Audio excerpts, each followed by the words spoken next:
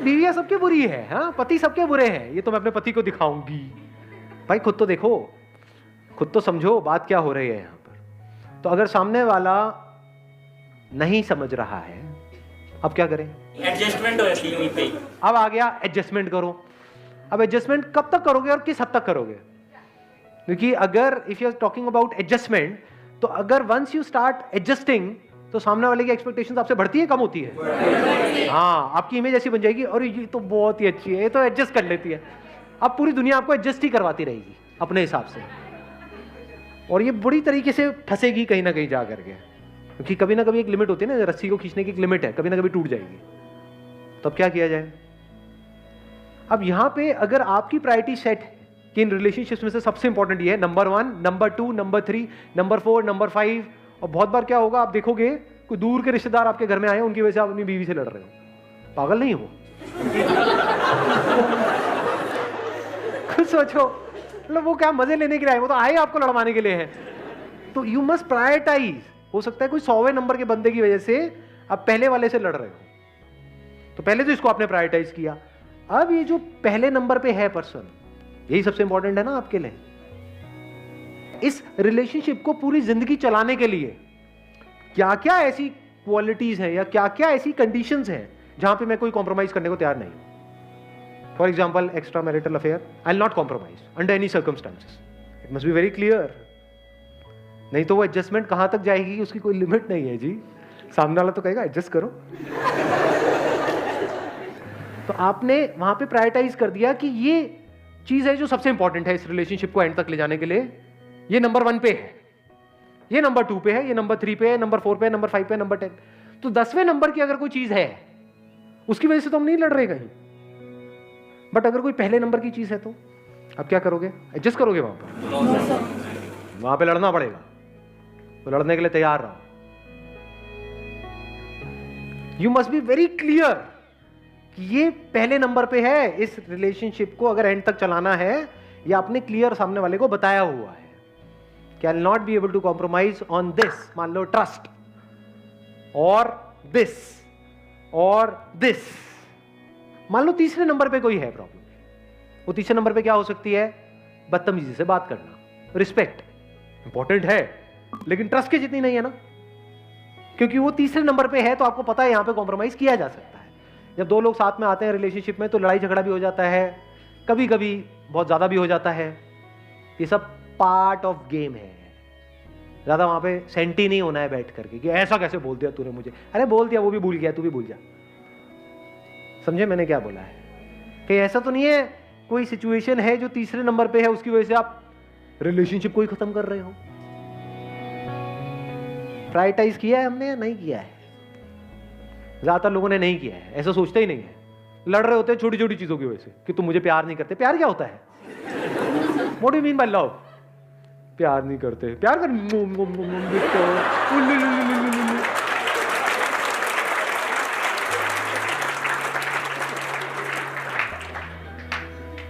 वेले फंडे होते हैं बहुत सारे लोग। आप अभी हंस रहे हो, लेकिन इन्हीं चीजों की वजह से लड़ाई झगड़े हो रहे होते हैं। अब यहां पर कुछ चीजें हैं, जब आपने प्रायोरिटाइज कर लिया है तो आपका माइंड बिल्कुल क्लियर है। तो नाउ यू आर क्लियर कि हाँ, ये जो टॉप 3 है, ये तो इस बंदे ने संभाल रखा है। यहां पे तो 100 में से 100 नंबर है इसके, और बाकी की जो है, यहां पे बंदा 0 है, 100 में से 0। अब क्या किया जाए? लगाओ। नहीं, एडजस्टमेंट क्यों आ गया फिर से? एडजस्टमेंट, ये एडजस्टमेंट क्यों इतना भरा पड़ा है आप लोगों के दिमाग में? हर जगह पे एडजस्टमेंट करें, क्यों एडजस्टमेंट करना है? यू आर एब्सोल्युटली क्लियर कि जो 3 चीजें इस रिलेशनशिप को एंड तक ले जाने के लिए सबसे इंपॉर्टेंट है, वो तीनों क्वालिटीज इस बंदे के अंदर है। बाकी की चेंज की जा सकती है। बहुत बार हम क्या होता है, हम बस अज्यूम कर लेते हैं कि हाँ, सामने वाले को पता तो है, सामने वाला समझ लेगा ना। ये बड़ा अजीब सा फंडा है। सामने वाला नहीं समझता तो आप समझाओ ना उसको बताओ ना कि आप उससे कितना प्यार करते हो, उसको बताओ ना कि हम मरते दम तक साथ रहने वाले हैं, उसको हक करो ना डेली। एडजस्टमेंट क्यों करनी है? Why adjustment? एडजस्टमेंट का मतलब है जो टॉप 3 है, यहां पे आप कॉम्प्रोमाइज कर रहे हो। Never adjust. कुछ चीजें हैं जहां पे एडजस्टमेंट नहीं करनी चाहिए, और कुछ चीजें हैं जिनको बदला जा सकता है। तो एडजस्टमेंट है कहां? इट विल टेक टाइम, एक दिन में नहीं होगा। बिल्कुल ऐसा है जैसे किसी पौधे को बड़ा करना, उसकी केयर करनी पड़ेगी, उसको पानी देना पड़ेगा टाइम पे, पूरा ध्यान रखना होगा, आंधी तूफान से बचाना होगा। इसी केयर को प्यार कहते हैं। हर वो काम करना होता है जो आप चाहते हो कि आपके साथ हो। सिंपल है। आपको क्या अच्छा लगता है? कोई आपकी तारीफ करे, आपकी कमियां निकालता रहे। अच्छा लगता है? नहीं लगता है। कोई आपकी कमियां आपको बताता है, आपको पता है खुद में आप में कितनी कमियां हैं, खुद ही अपने आप को बताते रहते हो, ऊपर से कोई सामने से बता दे तो गुस्सा नहीं आता है। बट यही नहीं होता है रिलेशनशिप्स में। क्यों होता है ऐसा? क्यों हम सामने वाले को उसकी कमियां बताते रहते हैं? क्योंकि हम उसकी कमियां देखते रहते हैं। क्यों उसकी कमियां देखते रहते हैं? क्योंकि कभी हमने प्रायोरिटाइज किया ही नहीं कि इस रिलेशनशिप के लिए सबसे इंपॉर्टेंट क्या है। अगर हम प्रायोरिटाइज कर लें तो, and once we are clear कि अब ये जो 3 चीजें हैं ये इस पर्सन के अंदर है, अब मरते दम तक चाहे कुछ भी हो जाए, दुनिया इधर की उधर हो जाए, हम अलग नहीं होने वाले। Not possible. अब क्या मुश्किल है इसको देखना कि मैं क्या चाहता हूं अपने लिए, और वैसे ही मैं सामने वाले से एक्ट करूं, मतलब उसकी तारीफ करूं, नॉट फ्लैटरी, जेन्युइन कॉम्प्लीमेंट्स। सामने वाले को अच्छा लगेगा? नहीं लगेगा, चाहे वो मेल हो चाहे फीमेल हो। याद रखो, अपने ऊपर रख करके देखो कि कोई कुछ अच्छा बोल देता है, कितने दिन तक याद रहता है? रहता है? नहीं रहता है। कई बार पूरी पूरी जिंदगी याद रह जाता है। हमें खुद भी नहीं पता होता है कि हाँ हमारे अंदर ऐसा कुछ है, और अगर वो कोई बोल दे तो और अच्छा लगता है। तारीफ खुल के क्यों नहीं करते हो? बुराई तो खुल के करते हो। जब अंदर से we are really thankful from the bottom of our heart to the other person कि थैंक यू सो मच कि तुम मेरी लाइफ में हो, it means a lot to me, it means the world to me. और आप ये सब बोल नहीं रहे हो, बस उसकी आंखों में इस तरह से देख रहे हो सोच करके, तो कुछ होगा वहां पर या नहीं होगा? सामने वाले को कैसा फील होगा? या फिर बैठे हैं, सामने वाला परेशान है, बस उसके हाथ पे हाथ रख दिया, हाथ पकड़ करके बैठे हुए हो थोड़ी देर के लिए, क्या हो गया? इसमें एडजस्टमेंट कहां है? अगर इस तरह से हम चलने लग जाएं तो सामने वाला भी ऐसा करना शुरू कर देगा? नहीं करेगा। किसी दिन आप उसको हक करना भूल जाओगे तो उसको याद रहेगा। अब आपके फंडे ना लाइफ में क्लियर हो जाते हैं, एक बार प्रायोरिटाइजेशन हो जाता है। आपको पता है हाँ मेरे को सामने वाले से 3 ही एक्सपेक्टेशंस है, बस खत्म। प्रॉब्लम पता है क्या है? जड़ क्या है सारी की सारी प्रॉब्लम्स के लिए? आपको यही नहीं पता है आपको सामने वाले से कितनी एक्सपेक्टेशंस है। आपको यही नहीं पता है आपको सामने वाले से चाहिए क्या है। तो अगर वो सब कुछ भी कर देगा तब भी आपके लिए कम पड़ जाएगा। लोग कहते हैं एक्सपेक्टेशन नहीं होनी चाहिए। क्यों नहीं होनी चाहिए? होनी चाहिए। अगर आपके सामने वो घर में बैठ करके अपनी जो भी उसकी गर्लफ्रेंड है पुरानी, उसके साथ में हाथ डाल करके सुट्टा मार के अपने मुंह पे धुआं छोड़ेगा और वो भी छोड़ेगी, दोनों मिल करके छल्ले बनाएंगे धुएं के, और आपको कहेंगे देख के तारीफ करो इन छल्लों की, तो एक्सपेक्टेशंस होनी चाहिए? नहीं होनी चाहिए? ये सब नहीं चलेगा। तो एक्सपेक्टेशंस होनी चाहिए, बट क्लियर होनी चाहिए। You must be clear. सोचो कहीं पे काम करते हो और वो जो आपका एम्प्लॉयर है उसको यही नहीं पता है कि उसको आपसे चाहिए क्या है, तो आप कितना भी कर दोगे कम पड़ जाएगा।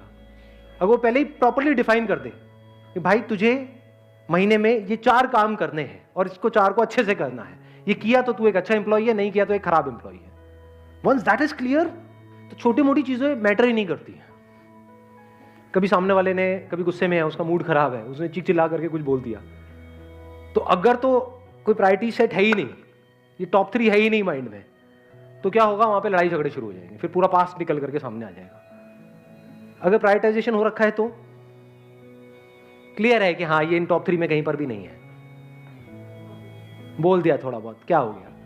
हंसोगे वहां पर, उसके मुंह पे नहीं तो जूते पड़ेंगे। मैं गुस्सा कर रही हूँ तुम नहीं ठीक है, कोई अब ठीक है मूड, हाँ अब ठीक है। छोटी मोटी चीजें मैटर ही नहीं करेंगी लाइफ। प्रॉब्लम हमारी सारी छोटी मोटी चीजों की वजह से है। बड़े तक तो हम कभी जाते ही नहीं है, बड़ा तो कुछ सोचते ही नहीं है, छोटा चिंदी सोच है। नहीं, सुबह से रात तक जो आप दुखी होते हो वो किस लिए होते हो? कभी सोचा है? अपने माइंड में झांक करके देखा है? आप में से कितने हैं वो दुखी है इसलिए क्योंकि वो अमेरिका के प्रेसिडेंट नहीं बन पाए? एनीबॉडी? दुखी किस लिए है? अरे वो मैं वहां पर जा रहा था, मेरे ना कहीं बटुआ गिर गया, उसमें 25 रुपए थे।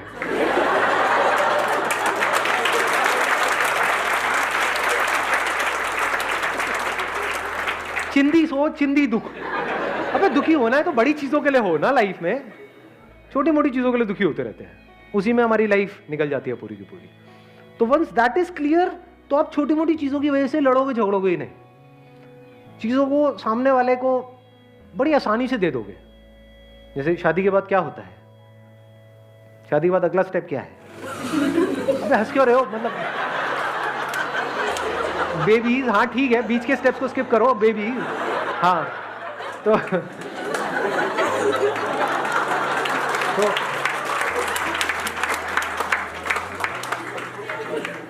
तो बच्चों को लेकर के कितने लड़ाई झगड़े होते हैं लोगों के, पावर गेम चल रही होती है वहां पे। अगर आपको समझ आ जाए कि ये मेरी वो जो प्रायोरिटीज है उसमें है ही नहीं, क्योंकि सामने वाला भी उसके लिए कुछ गलत थोड़ी ना करेगा। तो अगर सामने वाला सब कुछ अपने हिसाब से करना चाहता है उन बच्चों के लिए, तो करने दे, इससे बड़े तो मेरे लिए कुछ है ही नहीं। बढ़िया है, मेरा काम सिर्फ एक होगा, बैठ करके कमियां निकालता रहूंगा आराम से, तू कर ले। ये बेस्ट होती है अप्रोच लाइफ में। नहीं, कभी कोई ज्यादा चौड़ा होता है ना लाइफ में कि मैं करूंगा अपने हिसाब से, अरे तू कर, इससे बढ़िया कुछ हो ही नहीं सकता। मैं खड़े होकर के ये क्या किया है, ये ढंग से नहीं किया, ये बेकार है, अरे हाँ हाँ हाँ हाँ ये गलत है, कुछ मत करो। मतलब अगर सामने वाला यही चाहता है तो बढ़िया है। अब देखो वहां पर भी हम लड़ रहे होते हैं, नहीं नहीं, मैंने ऐसे ऐसे घूंचों को देखा है, वो दीवार के रंग को लेकर के लड़ रहे होते हैं, नहीं पिंक होना चाहिए, नहीं येलो होना चाहिए। अबे येलो भी हो जाएगा तब भी तू खच्चर का खच्चर ही रहेगा।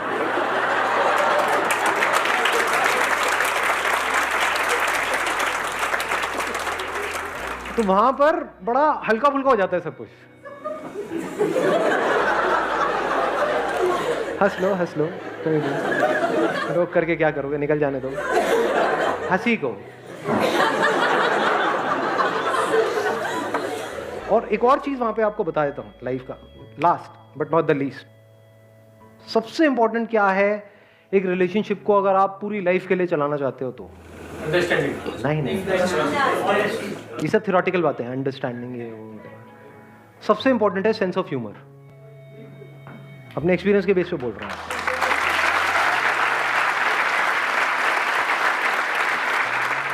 कुछ भी हो रहा है हंसते रहो, पागल क्यों हो जाओ, ये तो पागल है, पागल ही सही चलते हैं, लंबे टाइम तक पागल ही चल सकते हैं, समझदार नहीं चल सकते। समझदारों की लड़ाई झगड़े हो जाते हैं।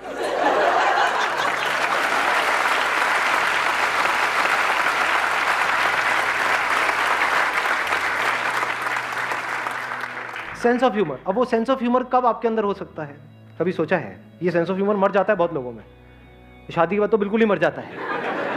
हंसने के लिए दोस्त ढूंढते हैं, बहाने ढूंढते हैं कि जब तक दो चार लगाएंगे नहीं तब तक हंसी नहीं आएगी। अबे क्या है ये? सेंस ऑफ ह्यूमर कहां से आता है, कभी सोचा है? जब लाइफ को आपने समझ लिया बारीकी से, life is imperfect, it can't be perfect. जैसे ही आप परफेक्शन की तरफ चले जाते हो ना, मुझे सब कुछ परफेक्ट करना है। परफेक्ट का मतलब क्या? सब कुछ अपने हिसाब से करना है। क्या आपका हिसाब परफेक्ट है? आपका हिसाब तो ये भी कह सकता है कि नहीं, ये जो चूहा है ना इतना प्यारा है, मुझे इतना प्यारा लगता है, उसको बिल्ली नहीं खानी चाहिए। और सोचो आपके पास में पावर्स आ जाए कि बिल्ली चूहे को नहीं खाएगी और वो खाना बंद कर दे, तो क्या ये परफेक्शन है नेचर के पॉइंट ऑफ व्यू से या इम्परफेक्शन है? जिस तरह से हम सोचते हैं कि ऐसा होना चाहिए, वो सब इम्परफेक्शन है, वो सब कचरा है। तो आपने क्या किया? खुद की सोच पे क्वेश्चन मार्क लगा दिया। ऐसा हम कभी नहीं करते हैं। हम क्या करते हैं? सामने वाले की सोच पे क्वेश्चन मार्क लगाते हैं कि जो कमियां हैं सामने वाले में है, मैं तो बिल्कुल सही हूं, मैं सही हूं तू गलत है। यही जड़ नहीं है हर रिलेशनशिप की। अगर ये उल्टा हो जाए तो, कि तेरा गलत भी सही है और मेरा सही भी गलत है, अब कहां से लड़ाई होगी?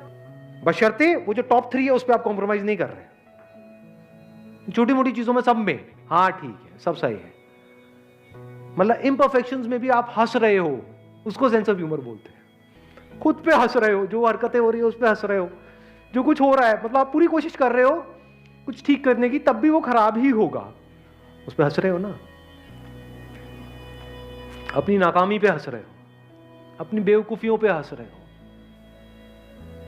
हंसने का मतलब, दूसरा मतलब क्या है? Let go. हंसी का मतलब लेट गो नहीं है, छोड़ देते हो। जब पकड़ लेते हो तो क्या होता है? कॉन्ट्रैक्ट नहीं होने लग जाते हो, छोटे नहीं होने लग जाते हो। पकड़ लो हर चीज को, छोटे हो जाओगे, छोटी सोच हो जाएगी। हंसने का मतलब क्या? ऐसे रिलीज कर दिया, हाँ ठीक है, बढ़िया है, लेट गो। तो फिर 24 घंटे हंसी आती रहती है चारों तरफ, सब कुछ, क्योंकि देखा जाए तो सब तरफ कॉमेडी कॉमेडी है। लड़ाइयों की जड़ खत्म। जब लड़ाई नहीं हो रही होती तब भी हंसी आ रही होती है। ये क्या हो गया, इतने दिन हो गए लड़ाई नहीं हुई।